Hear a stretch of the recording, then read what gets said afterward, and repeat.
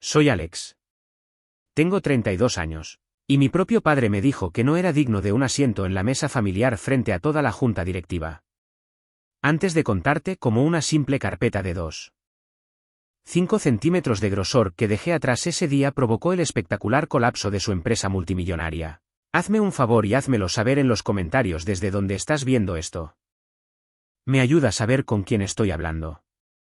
El aire en la sala de juntas de Novak Logistics siempre era el mismo, rancio, frío y pesado, con el aroma del cuero caro y los resentimientos tácitos. Era una habitación diseñada para intimidar, para recordarte tu lugar en la cadena alimenticia. Durante toda mi vida, había hecho su trabajo a la perfección. Estaba de pie junto a la puerta, sintiendo la madera pulida contra mi espalda, un observador silencioso en una obra de teatro de la que se suponía que debía formar parte. Cada uno de los asientos en esa colosal mesa de caoba estaba ocupado. A la cabeza, mi padre, Richard Novak, estaba sentado en el trono, su cabello plateado perfectamente peinado. Su postura irradiando una autoridad inquebrantable. Se negó a mirarme, sus ojos fijos en cambio en mi primo menor, Ren Calvel. Ren, recién salido de una universidad de la Ivy League con un título en Historia del Arte y cero experiencia en logística, estaba jugueteando con su corbata. Una pequeña sonrisa engreída jugando en sus labios. Él era el hombre del momento. A la derecha de mi padre, mi hermano Dominique prácticamente resplandecía. Era el chico de oro de la compañía. El carismático heredero aparente, y estaba empapándose de la inminente celebración. Me atrapó con la mirada a través de la extensión de madera pulida y me dedicó un encogimiento de hombros diminuto, casi imperceptible. Era un gesto perfectamente elaborado, uno que parecía simpatía para el ojo inexperto, pero yo sabía lo que era, un pequeño y jactancioso giro del cuchillo. Mira. Así es como siempre va a ser. Mi padre se aclaró la garganta, y el murmullo bajo de la conversación cesó de inmediato. Su voz, cuando llegó, fue un auge bajo que exigió atención. Como todos ustedes saben, comenzó, su mirada recorriendo a los miembros de la Junta, estamos aquí hoy para celebrar la innovación, para celebrar el futuro de Novak Logistics. Y ese futuro, me enorgullece decir, es más brillante que nunca, gracias al innovador nuevo marco de logística desarrollado por nuestra propia estrella en ascenso, Ren Calvel. Una ola de aplausos educados y rutinarios recorrió la mesa. Ren infló el pecho. Dominique sonrió como si él personalmente hubiera inventado el microchip. Mi proyecto, mi marco. El resultado de 6 meses de días de 18 horas, de fines de semana sacrificados, de codificación hasta que me ardían los ojos. El proyecto que había presentado apasionadamente a mi padre. Solo para que me dijeran que era demasiado académico y carecía de valor práctico en el mundo real. Tenía la prueba en mi maletín, cada correo electrónico, cada archivo con marca de tiempo. Cada borrador. Pero al mirar la pared sólida de caras indiferentes u hostiles, supe que era inútil. La verdad no tenía asiento en esta mesa. Mi padre finalmente se dignó a mirarme. Sus ojos estaban fríos, no con ira, sino con algo mucho peor, pura indiferencia. Me estaba mirando como si fuera un mueble que necesitaba ser movido, un problema logístico molesto. Alex, dijo. Su tono final, estamos a punto de discutir proyecciones financieras confidenciales basadas en el trabajo de Ren. Puedes esperar afuera. Dominique no pudo evitarlo. Se inclinó hacia adelante.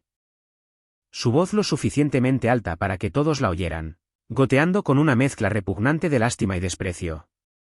¿Por qué íbamos a desperdiciar un asiento en ti? Eso fue todo. Ese fue el sonido del último hilo rompiéndose.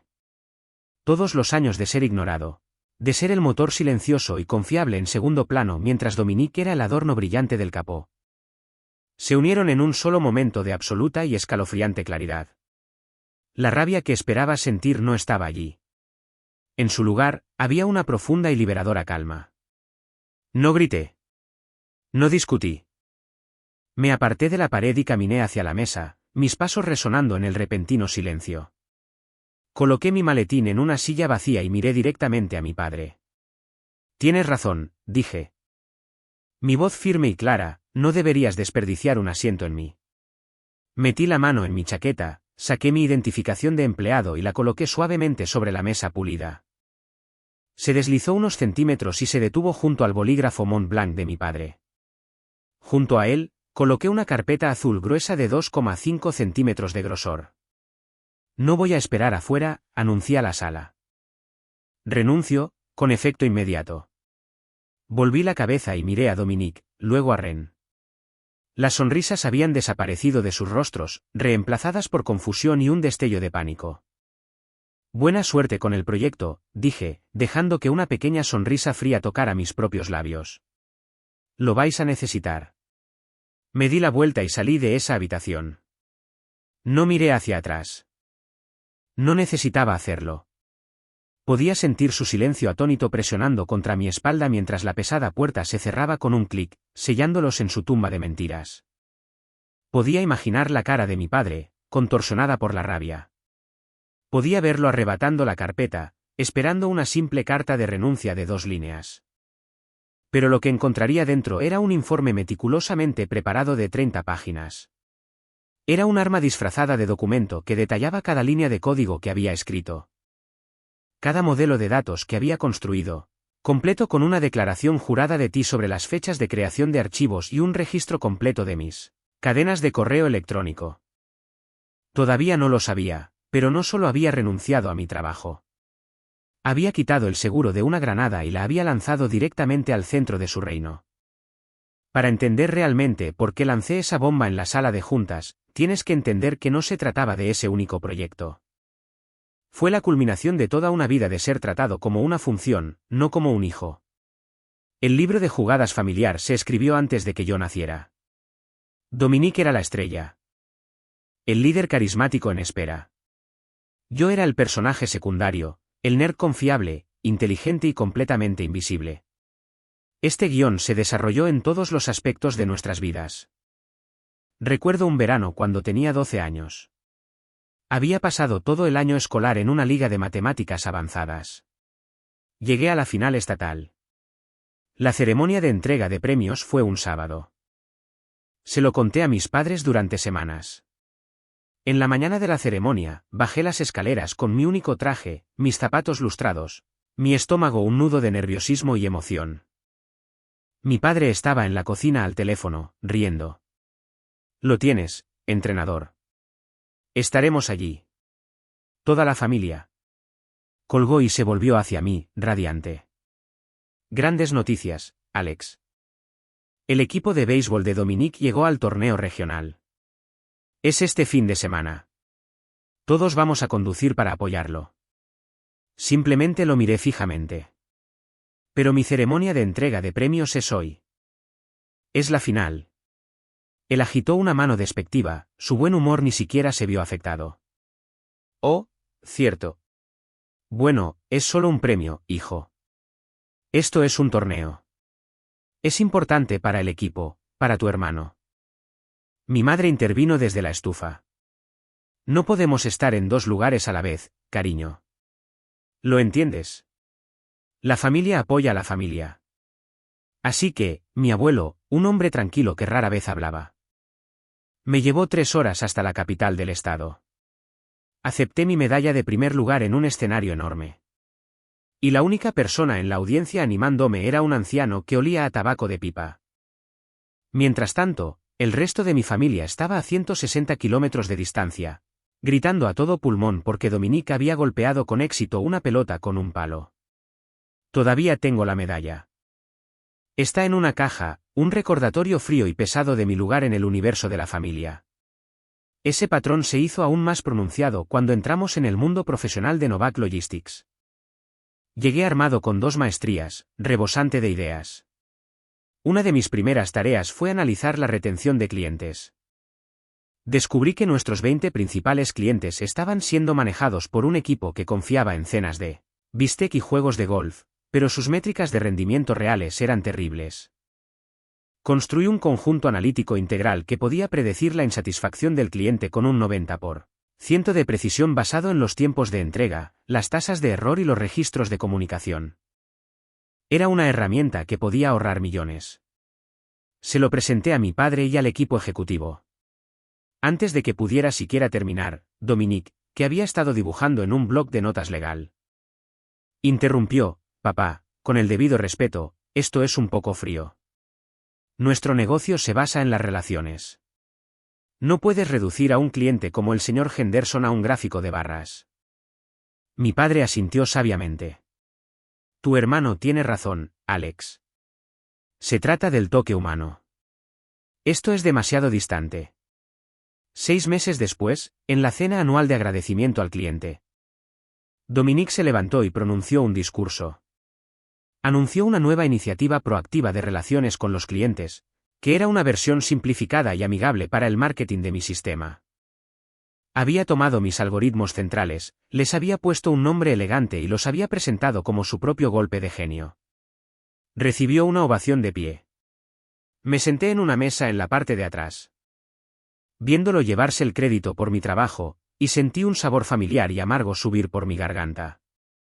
La única persona que alguna vez los enfrentó por ello fue la tía Sofía. Era la hermana mayor de mi padre, una mujer que poseía toda la inteligencia de la familia sin nada de la arrogancia.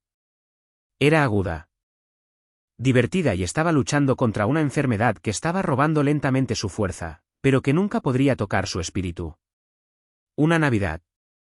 Después de ver a Dominique deleitar a la familia con una historia sobre una dura negociación que había ganado, una negociación para la que yo había preparado todo el documento informativo de 50 páginas.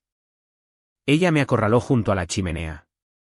Sabes, tu padre también era el inteligente, dijo, su voz un susurro bajo y conspirador. Miró a mi padre, que se reía a carcajadas de una de las bromas de Dominique. Nuestro padre, tu abuelo, era un tirano. Quería un hijo que fuera un bulldog, no un poeta. Solía burlarse de Richard por leer libros.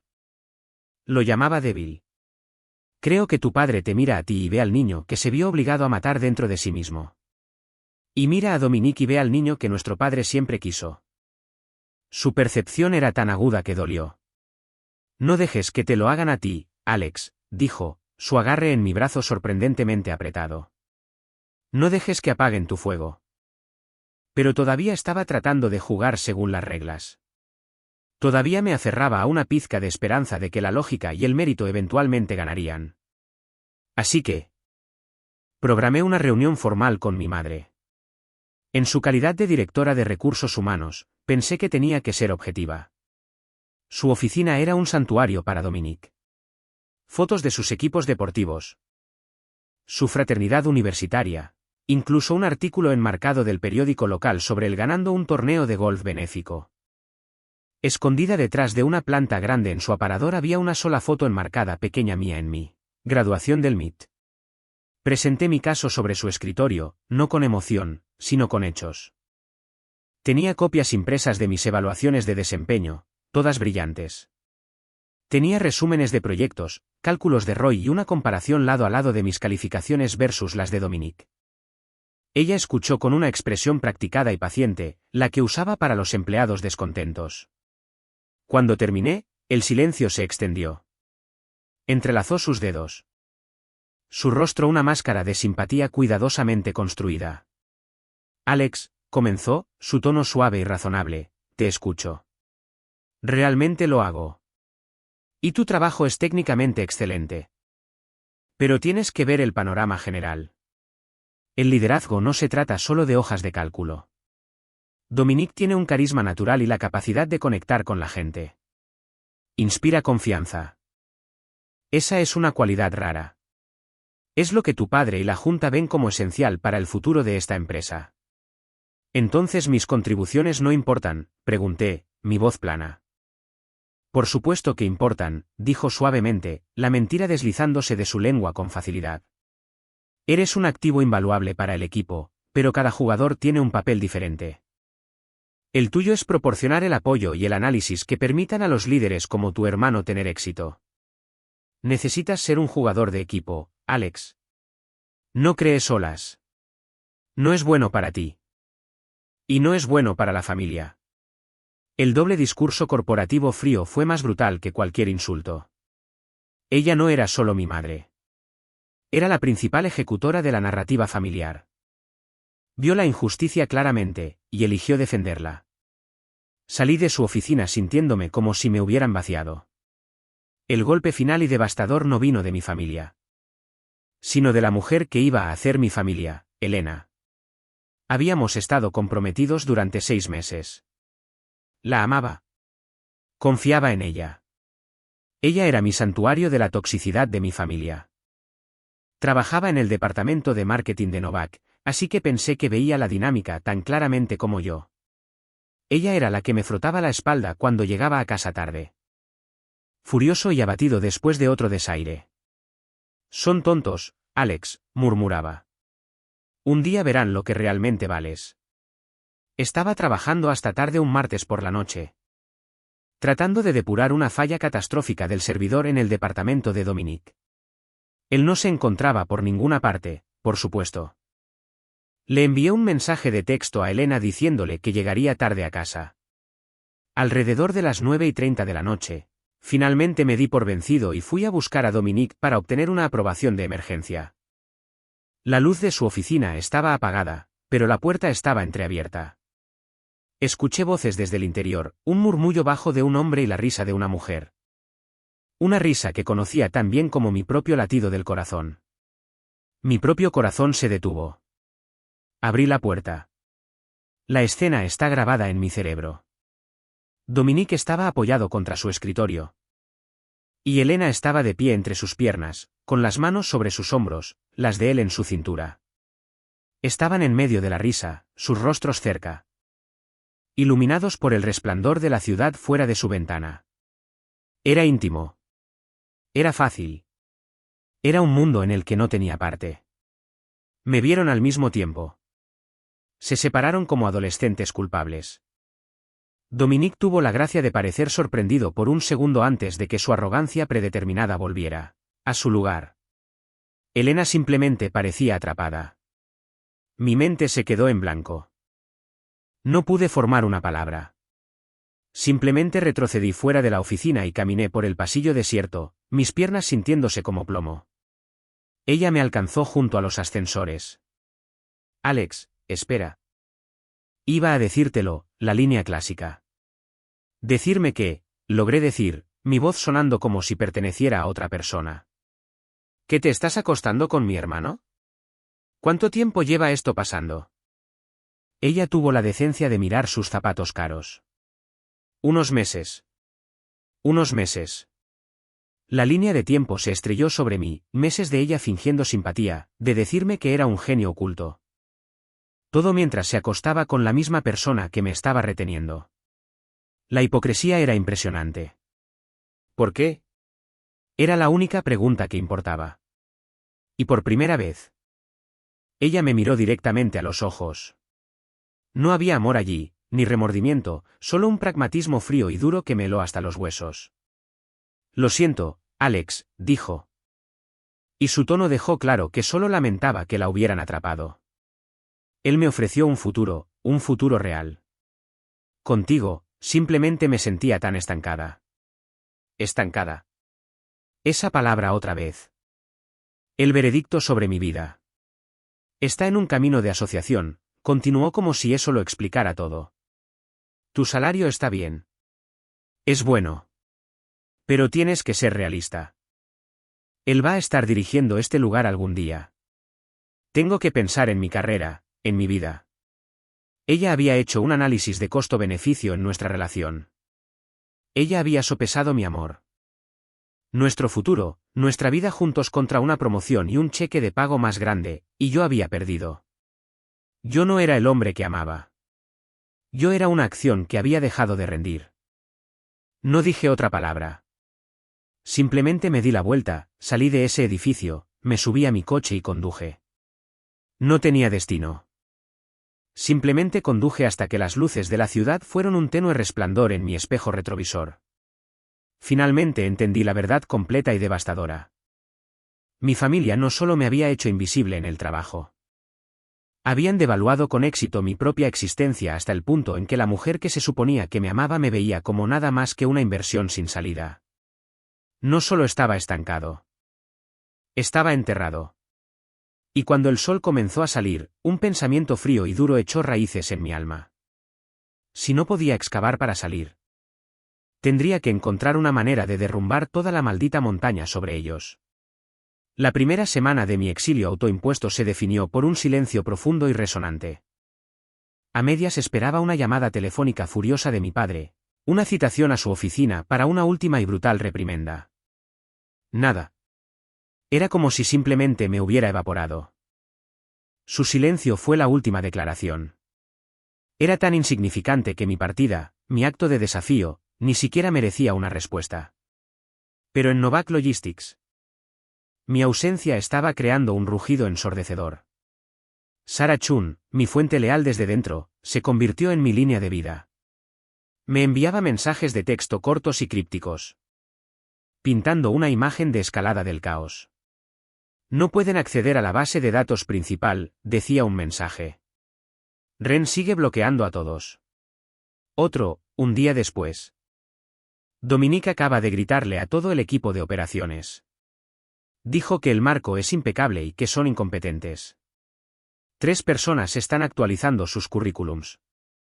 El proyecto, mi obra maestra, se estaba convirtiendo en su albatros. Sin mí para gestionar las integraciones complejas y solucionar los problemas de la canalización de datos, era un coche hermoso sin motor. Los envíos se estaban perdiendo. Un pedido masivo para un gigante minorista fue desviado a un almacén en Arizona en lugar del estado de Washington, lo que provocó una penalización contractual que le costó a la compañía 6 cifras. El cliente estaba furioso. La respuesta de Dominique fue arrojar dinero al problema, ofreciendo descuentos y disculpas vacías. La respuesta de Ren fue reescribir su presentación de PowerPoint, agregando más palabras de moda. Estaban tratando de apagar un incendio forestal con una pistola de agua. Sarah me contó sobre una reunión donde mi padre, su rostro como una nube de tormenta, había golpeado con el puño la mesa de la sala de juntas. Arréglalo, había rugido. Pero no diría mi nombre. Era como si reconocer mi papel en la creación fuera un fracaso mayor que el colapso del proyecto. Entonces llegó la respuesta oficial. No una llamada telefónica, sino un sobregrueso color crema entregado por un mensajero de rostro sombrío. Era de Scofield, Price y Latimore, la firma de abogados notoriamente despiadada de mi padre. La carta que había dentro era una obra maestra de la intimidación legal. Era un cese y desista formal, lleno de frases aterradoras como interferencia ilícita, incumplimiento del deber fiduciario y apropiación indebida de secretos comerciales. Hicieron referencia a mi cláusula de no competencia. Un documento que había firmado sin pensarlo cuando me uní a la compañía. Y explicaron con escalofriantes detalles cómo me demandarían hasta la bancarrota si siquiera pensaba en trabajar en la industria de la logística en América del Norte durante los próximos 2 años. La parte más audaz fue la acusación de robo. Afirmaron que el informe detallado que había dejado atrás era una clara admisión de mi intención de robar propiedad intelectual. Estaban convirtiendo mi acto de autodefensa en un arma contra mí. Era una táctica clásica corporativa de mano dura, enterrar al pequeño en honorarios legales hasta que se rinda. Leí la carta 3 veces, un nudo frío de miedo apretándose en mi intestino. No solo estaba tratando de borrarme de la compañía. Estaba tratando de borrarme de toda mi carrera. Mientras esta tormenta arrasaba, el único ancla verdadera en mi vida se estaba escapando. La condición de la tía Sofía había empeorado. El hospital se convirtió en mi segundo hogar. Me sentaba junto a su cama durante horas, el olor estéril antiséptico en marcado contraste con la calidez que aún irradiaba incluso mientras se desvanecía. Hablamos de todo excepto de la única cosa que me estaba consumiendo. Hablamos de libros, de películas antiguas, de los hábitos divertidos de las enfermeras. Pero una tarde, cuando la luz del exterior se volvía dorada, me miró, sus ojos lúcidos y sorprendentemente claros. Está tratando de quebrantarte, ¿verdad?, dijo, su voz un susurro. Simplemente asentí. Incapaz de hablar más allá del nudo en mi garganta. No lo dejes, dijo, sus dedos frágiles apretando mi brazo. Su padre lo quebrantó a él.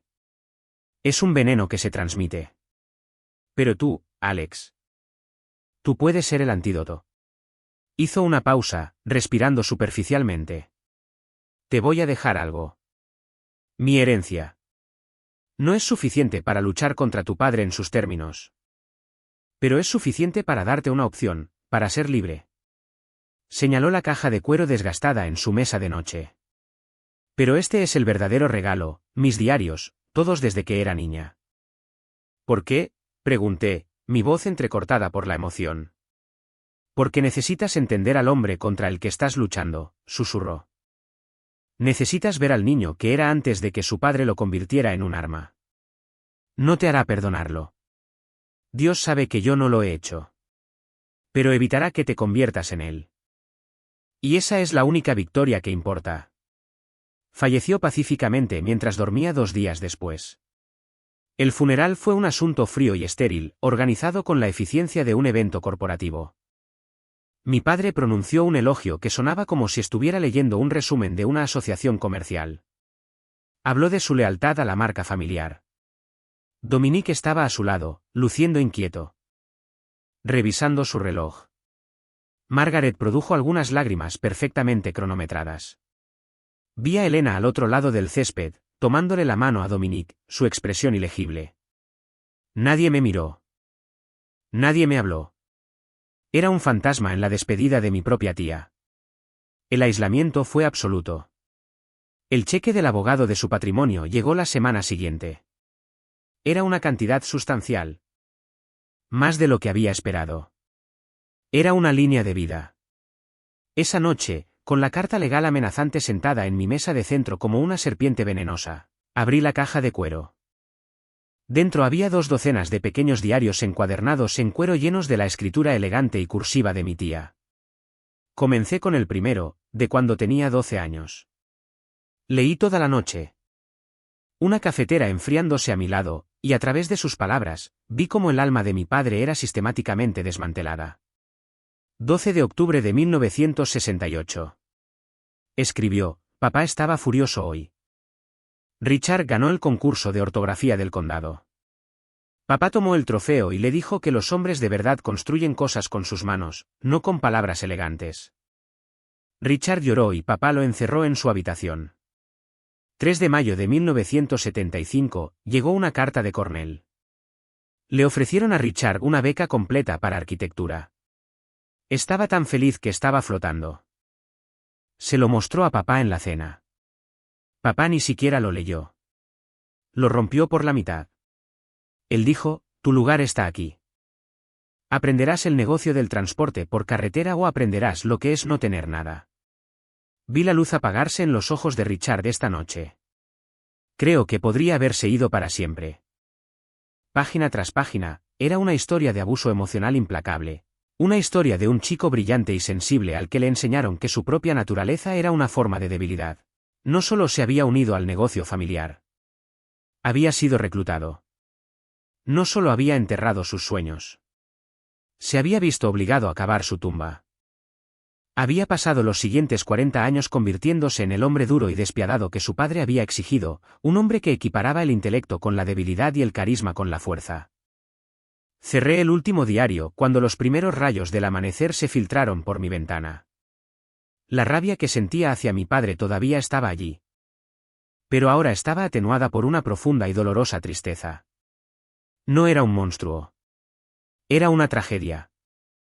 Un hombre tan profundamente quebrantado que su única forma de afrontarlo era quebrantar a los demás, comenzando con su propio hijo, el hijo que le recordaba todo lo que había perdido. Pero la comprensión no es absolución. Su dolor no excusó el mío. Simplemente aclaró las apuestas. Esto no era solo una lucha por mi carrera. Era una lucha para romper el ciclo. Miré la carta legal de sus abogados de alto precio. Luego miré el cheque de mi tía.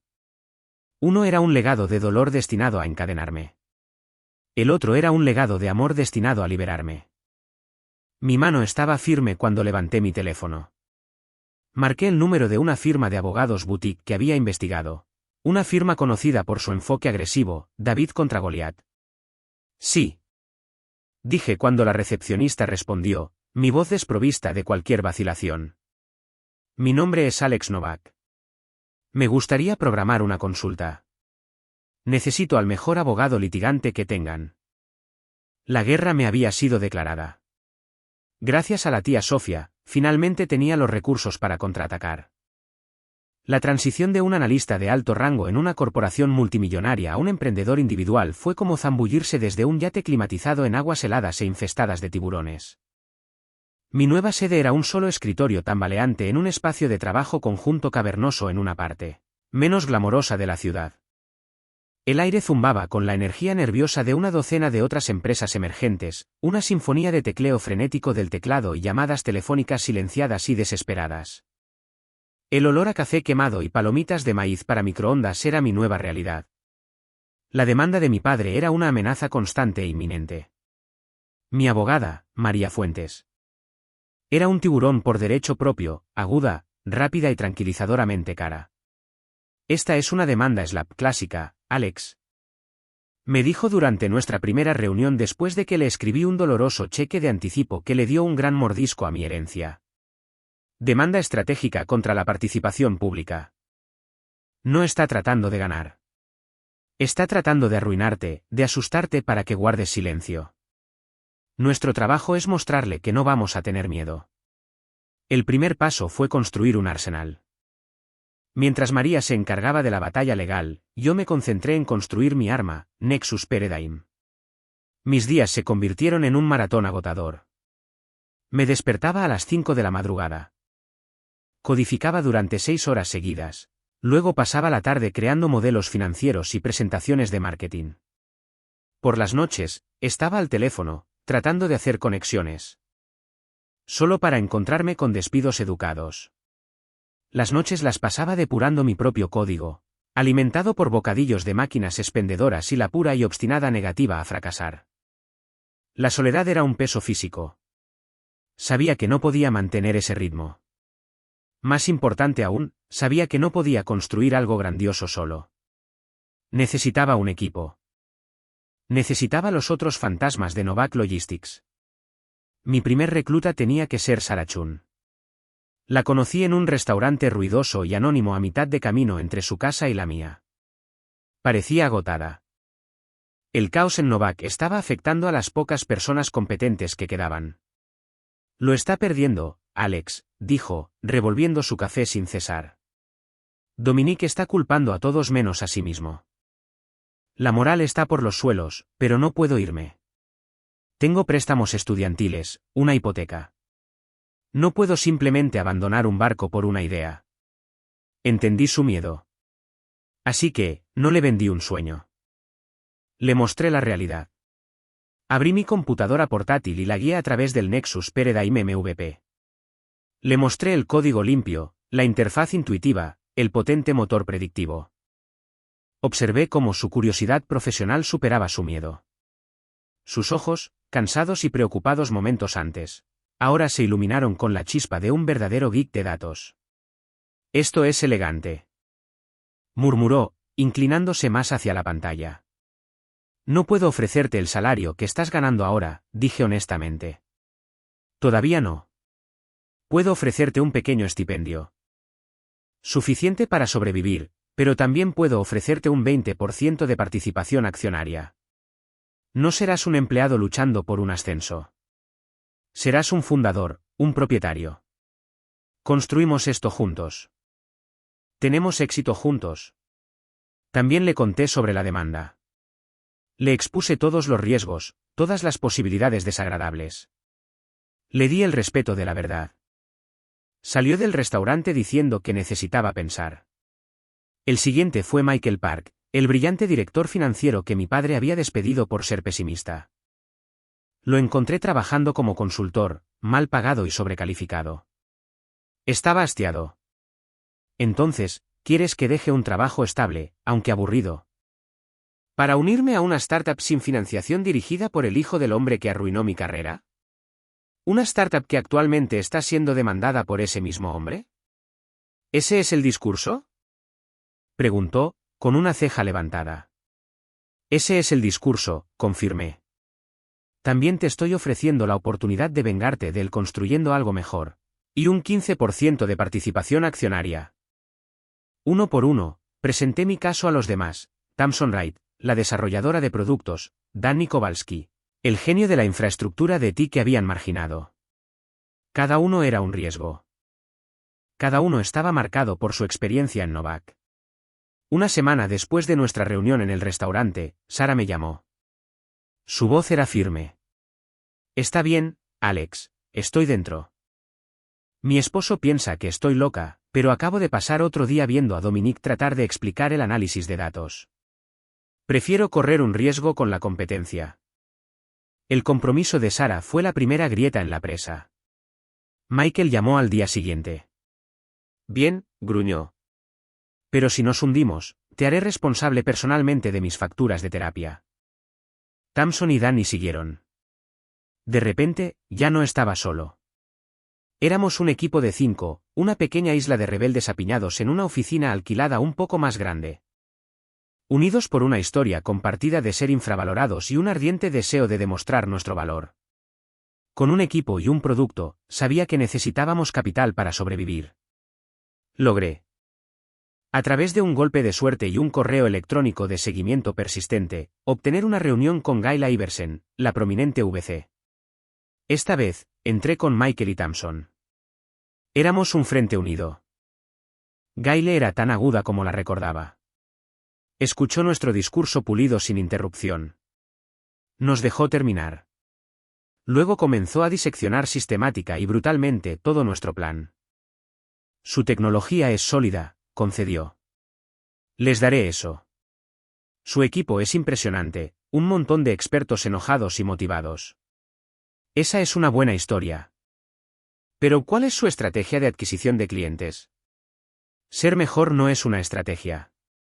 ¿Cómo van a penetrar un mercado dominado por gigantes como? Señaló con un bolígrafo a Michael, bueno. ¿Novak Logistics? Sus proyecciones financieras son optimistas. Se basan en conseguir un cliente importante en un plazo de 6 meses. ¿Qué sucede si no lo hacen? Luego se volvió hacia mí. Y la mayor señal de alerta de todas, Alex, eres tú. Estás en una guerra legal con tu propio padre. Eso es complicado. Es una distracción y asusta a los inversores. ¿Qué sucede cuando él presenta una orden judicial para impedir que operen? Mi inversión podría estar atada en la corte durante años. La reunión fue un baño de sangre. Tenía razón en todos los puntos. Salimos de su elegante oficina minimalista, sintiéndonos como si hubiéramos peleado 10 asaltos con un campeón de peso pesado. No se equivoca, dijo Michael en voz baja mientras bajábamos en el ascensor. La derrota en el aire era espesa. El rechazo envió una onda de choque de duda a través de nuestro pequeño equipo. La descarga inicial de adrenalina de la rebelión comenzó a desaparecer, reemplazada por la realidad fría y dura de nuestra situación. El dinero de la herencia era un recurso finito. Y nuestra tasa de consumo, con 5 salarios pequeños y los crecientes honorarios legales de María, era aterradora. La presión comenzó a crear grietas. Entré un día y encontré a Thompson y Michael en una acalorada discusión sobre nuestras prioridades de desarrollo. Necesitamos más funciones, insistió Thompson. Tenemos que poder ofrecer a los clientes todo lo que hace Novak, pero mejor. No tenemos el tiempo para eso, replicó Michael. Necesitamos centrarnos en un producto central y conseguir un cliente. Cualquier cliente, antes de que todos vivamos en nuestros coches. Tuve que intervenir, hacer de mediador y encontrar un compromiso. Todo mientras mi propia ansiedad estaba royendo un agujero en mi estómago. Yo era el líder. Tenía que ser el centro tranquilo de la tormenta, incluso cuando sentía que me estaba ahogando. El momento más oscuro llegó aproximadamente un mes después de la reunión con Gail. Habíamos presentado propuestas a una docena de empresas más pequeñas. Habíamos tenido conversaciones prometedoras. Pero nadie estaba dispuesto a arriesgarse con nosotros. El dinero se estaba acabando. La predicción de 6 semanas de Michael ahora se redujo a 3. Estaba solo en la oficina una noche. Mucho después de que todos los demás se hubieran ido a sus familias preocupadas. Estaba mirando el saldo de nuestra cuenta bancaria en la pantalla, el número burlonamente pequeño. Sentí el peso de las hipotecas de mi equipo, sus préstamos estudiantiles, su confianza. Los había conducido hasta este borde del acantilado. Por un momento fugaz y desesperado, pensé en rendirme. De hecho, saqué mi teléfono y comencé a redactar un correo electrónico a María, mi abogada. ¿Cómo sería un posible acuerdo con mi padre? Escribí, simplemente rindiéndome. Arrastrándome de regreso y aceptando cualquier migaja que me arrojara. El pensamiento me enfermó. Cerré la computadora portátil de golpe. Tenía que salir de allí. Salí al aire fresco de la noche y simplemente comencé a caminar sin un destino en mente. La ciudad estaba viva, llena de gente viviendo sus vidas. Completamente inconsciente de la pequeña batalla existencial que estaba perdiendo dentro de mi propia cabeza. ¿Era un tonto? ¿Un hijo delirante con un complejo, destinado a fracasar espectacularmente? Mi teléfono vibró en mi bolsillo. Casi lo ignoré. Probablemente era Michael con otra actualización financiera terrible. Pero lo saqué. Era un texto de Sara. Creo que encontré algo. Un distribuidor mediano, ACS Pharma. Su vicepresidente de operaciones es un viejo amigo universitario de mi esposo. Se ha estado quejando durante semanas del servicio de Novak. Retrasos importantes. Envíos perdidos. Su contrato se renueva el próximo mes.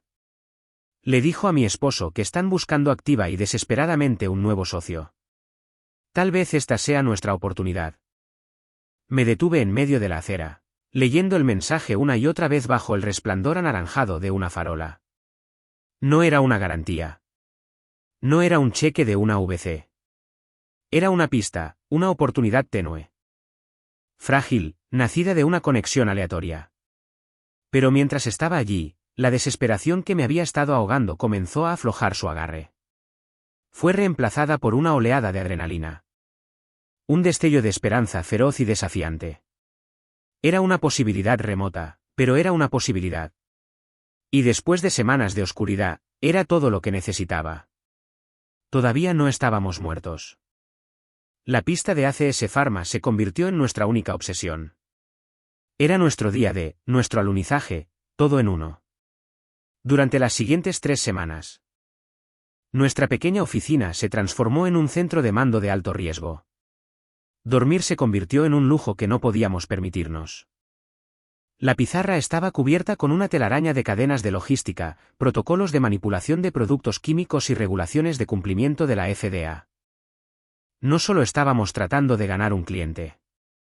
Estábamos tratando de realizar una cirugía a corazón abierto en toda su cadena de suministro. Nos sumergimos profundamente. Aprendimos que su principal problema con Novak no eran solo los retrasos, sino los envíos con control de temperatura, la logística de la cadena de frío para productos biológicos sensibles. Una sola fluctuación de temperatura podría arruinar un lote de $1 millón. Novak, con su enfoque único para todos, les estaba fallando. Esta fue nuestra apertura. Tamson y Danny trabajaron día y noche construyendo un módulo especializado para nuestra plataforma Nexus. Integró sensores de temperatura en tiempo real con análisis predictivos de rutas. Nuestro sistema no solo rastrearía un envío. Señalaría un camión si su unidad de refrigeración se desviaba en un solo grado y lo redirigiría automáticamente a la instalación de almacenamiento en frío certificada más cercana. Era un nivel de precisión y proactividad con el que Novak ni siquiera podía soñar. Mientras tanto, Michael construyó un modelo financiero que demostró que nuestro sistema les ahorraría no solo la pérdida de productos, sino también las astronómicas primas de seguros que estaban pagando. Sara y yo trabajamos en la presentación, adaptando cada diapositiva para abordar los puntos débiles específicos que había mencionado su contacto. El día de la presentación, los 5 subimos en el ascensor hasta su suite ejecutiva. Nos sentimos como una unidad de comando irregular que se dirigía a la batalla. Nos enfrentábamos a otros 2 gigantes de la logística. Ambos con ingresos de miles de millones de dólares y equipos de ventas hábiles. Éramos 5 personas con una computadora portátil y una esperanza desesperada. Nos condujeron a una sala de juntas que era aún más intimidante que la de mi padre. La mesa estaba llena de una docena de ejecutivos con rostro de piedra, incluido su CEO, Robert Kenwood. Un hombre con reputación de ser brillante y completamente despiadado. Dejaron que las grandes empresas comenzaran primero. Podíamos escuchar las presentaciones pulidas y preparadas a través de la pared. Luego fue nuestro turno. No comenzamos con una presentación de ventas. Comencé con su problema. Puse una foto de uno de sus envíos arruinados en la pantalla. Esto es lo que les está costando $7 millones al año, comencé. Durante la siguiente hora, no les vendimos Nexus Paradigm.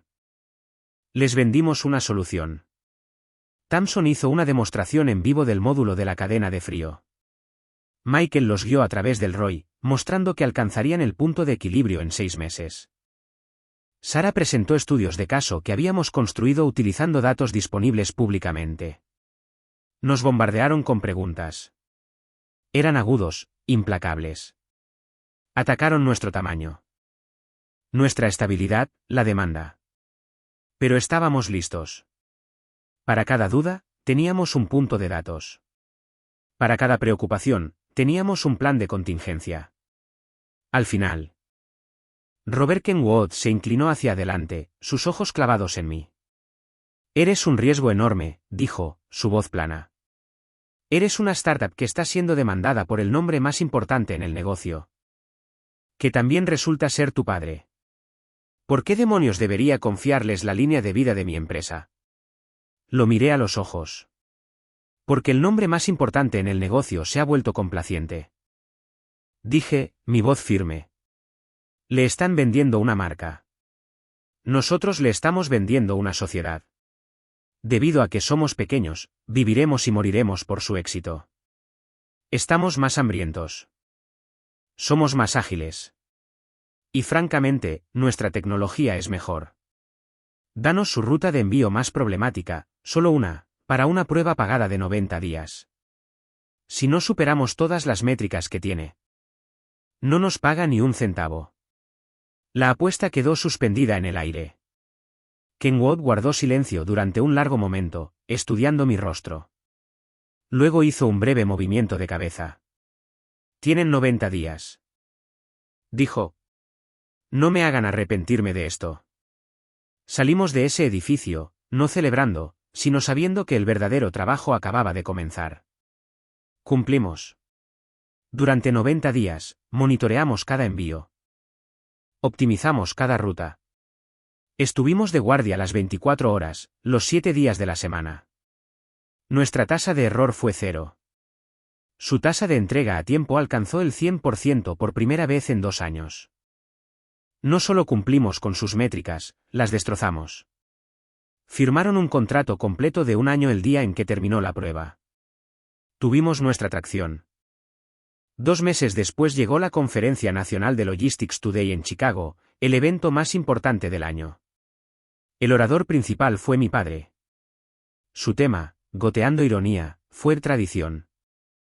Innovación y el legado Novak. Compré un boleto. Volé a Chicago y me registré en un hotel barato lejos del centro de convenciones. Fui a la conferencia solo. Tomando asiento en la esquina trasera del cavernoso salón de baile, un fantasma en la coronación de mi padre. Él estaba en su elemento. En el escenario, bajo las luces brillantes, era encantador. Poderoso, un león de la industria. Habló de la visión de su padre, de su propio arduo trabajo, y luego comenzó a hablar del futuro. Señaló grandiosamente a la primera fila, donde Dominique y Ren estaban pavoneándose con sus trajes de $1000. Y estoy muy orgulloso, tronó, de estar pasando la antorcha a esta próxima generación, cuyo pensamiento audaz ya está dejando su huella con nuevos marcos innovadores. Estaba construyendo su legado sobre mis huesos. La rabia que pensé que había enterrado se agitó, pero la reprimí. Paciencia. Su discurso terminó. El aplauso fue ensordecedor. Comenzó la sesión de preguntas y respuestas. Algunas preguntas aduladoras de periodistas amigables. Luego, un hombre con un traje Brioni impecable se puso de pie en una mesa cerca del frente. Era Robert Kenwood. Se hizo un silencio cuando se acercó al micrófono. Las cámaras lo encontraron. Señor Novak. Comenzó Kenwood, su voz tranquila pero amplificada para llenar cada rincón de la sala, un discurso interesante sobre innovación. Mi empresa, ACS Pharma, fue cliente de Novak durante más de una década. Pero este último año, después de que su próxima generación tomara la iniciativa en un proyecto clave, nuestra tasa de error de envío crítico aumentó en más del 40%. Estábamos enfrentando una crisis en la cadena de suministro. Una ola de murmullos recorrió el salón de baile. En las pantallas gigantes, la sonrisa practicada de mi padre se tensó. El rostro de Dominique palideció. Kenwood dejó que la tensión aumentara antes de continuar. Nos vimos obligados a buscar una alternativa. Nos arriesgamos con una nueva startup. En 90 días, renovaron por completo nuestra ruta más difícil. Nuestra tasa de error ahora es inferior al 1%. Su plataforma, señor Novak, está 5 años por delante de la suya. Hizo una pausa de nuevo, un maestro del tiempo teatral. Esa empresa, anunció, su voz como un mazo, se llama Nexus Paradigm. El murmullo explotó. La gente estaba agarrando sus teléfonos. Los reporteros estaban escribiendo furiosamente. En el escenario, mi padre parecía haberse convertido en piedra. Luego, Kenwood asestó el golpe mortal. Y creo que su fundador y CEO, Alex Novak, está en la audiencia con nosotros hoy. Escaneó a la multitud. Alex, ¿te importaría ponerte de pie? Un foco, torpe al principio, recorrió la habitación oscura antes de aterrizar sobre mí. De repente, mi rostro estaba en las pantallas gigantes, justo al lado de la expresión horrorizada de mi padre. El murmullo en la habitación se convirtió en un rugido de sorpresa y especulación. Los flashes se dispararon. Me puse de pie lentamente. No sonreí. No hablé. Miré a través de la vasta sala. Pasando por las miles de caras mirando fijamente, y mis ojos se encontraron con los de mi padre. Lo vi todo en su rostro, la sorpresa, la furia, la creciente humillación pública. Simplemente hice un breve y respetuoso asentimiento a Robert Kenwood, y luego me senté. No necesitaba decir nada. Mi victoria no fue ruidosa ni enojada. Fue tranquila. Fue profesional. Fue un hecho simple e innegable entregado en el escenario más grande de nuestra industria. Fue jaque mate. La caída en la conferencia fue un terremoto que envió ondas de choque a través de toda la industria. Antes de que siquiera hubiera salido del salón de baile. Mi teléfono estaba vibrando con una ferocidad que nunca había experimentado. Eran correos electrónicos, mensajes de texto, solicitudes de LinkedIn de vicepresidentes, directores y CEOs que acababan de presenciar el colapso público de mi padre. El vídeo de la sesión de preguntas y respuestas de Kenwood, filmado en cientos de teléfonos inteligentes, ya estaba circulando en foros de la industria. Cuando regresé a nuestra suite de hotel, que había mejorado usando el primer pago de ACS Pharma, mi equipo estaba esperando. El ambiente era eléctrico. Por primera vez en meses, nadie parecía cansado o estresado. Parecían vencedores. No tuvimos una fiesta salvaje. Simplemente nos sentamos allí mirándonos el uno al otro. Un silencio atónito y gozoso flotando en el aire antes de que todos rompieran a reír. El momento más satisfactorio llegó con una llamada a la puerta. Era Gayla Iversen. Entró, no con un contrato, sino con 2 botellas de champán caro. Estaba en la audiencia, dijo, con una amplia sonrisa lobuna en su rostro. Esa fue la mejor presentación que he visto en mi vida. Y ni siquiera dijiste una palabra. Abrió el corcho de una de las botellas. Mi oficina tendrá una hoja de términos para una ronda inicial de $7 millones en su escritorio para el lunes por la mañana. Felicitaciones, Alex. Ahora tienes una empresa real. Hablemos de financiar tu promoción de una startup a un imperio. Mientras estábamos bebiendo champán, el ambiente en Novak Logistics era de puro pánico. La humillación pública fue un golpe fatal para la reputación de estabilidad de su marca. Los clientes clave, ya frustrados con el declive del servicio, ahora tenían la excusa perfecta para abandonar el barco. Los teléfonos en Nexus Paradigm comenzaron a sonar sin parar. Pero la verdadera batalla estaba ocurriendo detrás de las puertas cerradas de su sala de juntas. El tío Thomas, cuya lealtad a mi padre siempre había sido absoluta, Ahora se enfrentaba a una revuelta de los otros miembros de la junta y accionistas. Sus fortunas estaban ligadas a las acciones de la compañía, que se habían desplomado la mañana después de la conferencia. El clavo en el ataúd de mi padre, sin embargo, se entregó de forma anónima. Michael, mi CFO, había empaquetado su antigua investigación sobre las irregularidades contables, la misma información que lo había hecho despedir, y la había enviado por mensajería a los dos miembros independientes más poderosos de la Junta de Novak. Frente a un desastre de relaciones públicas, un éxodo de clientes y ahora evidencia de posible fraude, la Junta actuó con rapidez y sin piedad. No hubo jubilación suave. Obligaron a mi padre a salir. Fue despojado de su título de CEO y presidente. El comunicado de prensa fue brutal en su neutralidad corporativa, hablando de una nueva dirección estratégica y agradeciendo a Richard Novak por sus años de servicio. Era el equivalente corporativo a un disparo. Unos días después, me llamó. Me preparé para una última y épica diatriba. Pero la voz al otro lado era una que nunca antes había escuchado. Estaba hueca, desprovista de su habitual autoridad atronadora. Era la voz de un rey que había sido depuesto. Alex, dijo, no hubo preámbulos, compraré tu empresa, nombra tu precio, la fusionamos con Novak. Te haces cargo como CEO de la entidad combinada. Es la única forma de salvar el nombre de la familia. La audacia fue impresionante. Incluso ahora, después de todo, lo veía como una transacción. Pensó que podía comprar su salida de su fracaso, absorber mi éxito y cambiarle el nombre como propio. Todavía estaba tratando de controlar la narrativa. El nombre Novak es tu problema para resolver, papá, dije, mi voz tranquila e incluso. Mi empresa es Nexus Paradigm, y no está y nunca estará a la venta. Terminé la llamada antes de que pudiera responder. No fue un acto de ira. Fue un acto de finalidad. Un cierre silencioso de una puerta que debería haberse cerrado hace mucho tiempo. El último fantasma en ser exorcizado fue mi madre. Me llamó esa noche, su voz un grito agudo y de pánico. ¿Cómo pudiste hacer esto? Después de todo lo que te ha dado esta familia, ¿cómo pudiste humillar a tu padre así? Toda mi vida, sus palabras habían tenido el poder de hacerme sentir pequeño. Culpable. Pero ya no. ¿Qué es exactamente lo que me ha dado esta familia, mamá?, pregunté, mi voz genuinamente curiosa. ¿Un trabajo donde me robaron mi trabajo? ¿Un hermano que conspiró contra mí? ¿Un padre que me vio como una molestia? Me enseñaste que la lealtad familiar era una calle de un solo sentido. Finalmente aprendí a conducir. Hubo un silencio atónito al otro lado. Por primera vez.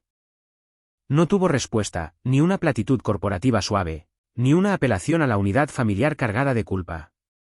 Tengo que irme, dije, sin esperar una respuesta. Tengo una empresa que dirigir. Colgué. Y con ese clic final, la última cadena se rompió. Ya no era un hijo esperando la aprobación o un hermano esperando la justicia. Era solo un hombre que había construido algo propio en sus propios términos. Y apenas estaba comenzando. 6 meses después de la conferencia de Chicago, el mundo se veía completamente diferente. Nexus Paradigm se había mudado a una elegante sede de 3 pisos en el centro de la ciudad. La luz del sol entraba a raudales a través de ventanas de piso a techo, iluminando una oficina de planta abierta que zumbaba con una energía colaborativa con la que solo había soñado. Las paredes estaban cubiertas de pizarras blancas. No de pinturas al óleo de mis antepasados. La cultura era de transparencia y mérito, la antítesis del miedo y el favoritismo que había definido a Novak Logistics. Mi propia vida había cambiado de formas que no había anticipado. La financiación inicial de Gail nos había permitido escalar rápidamente. Mi salario era ahora un número que me habría parecido ficticio hace solo un año. Pero rápidamente aprendí que el dinero era la parte menos gratificante de la victoria.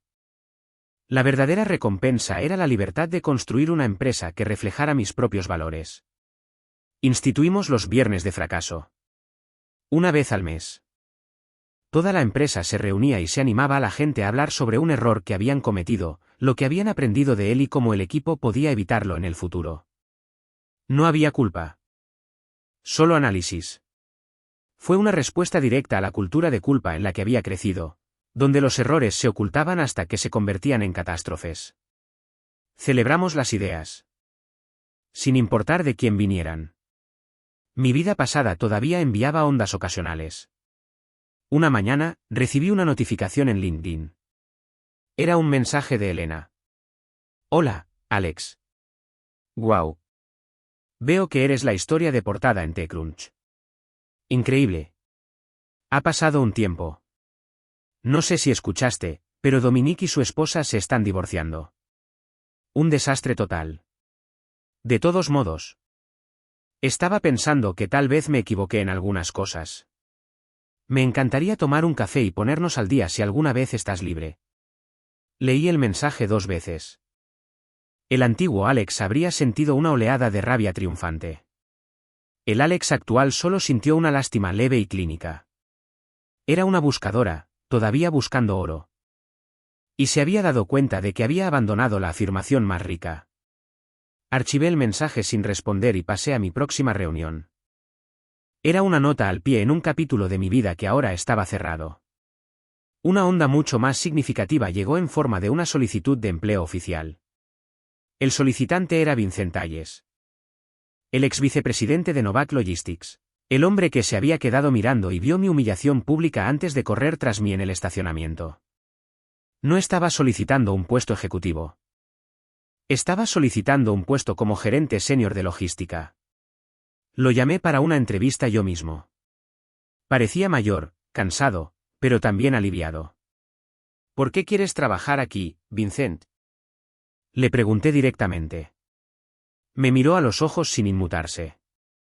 Durante un año después de que te fuiste, traté de ayudar a tu padre a mantener las cosas unidas, pero fue imposible. La empresa no solo estaba perdiendo clientes.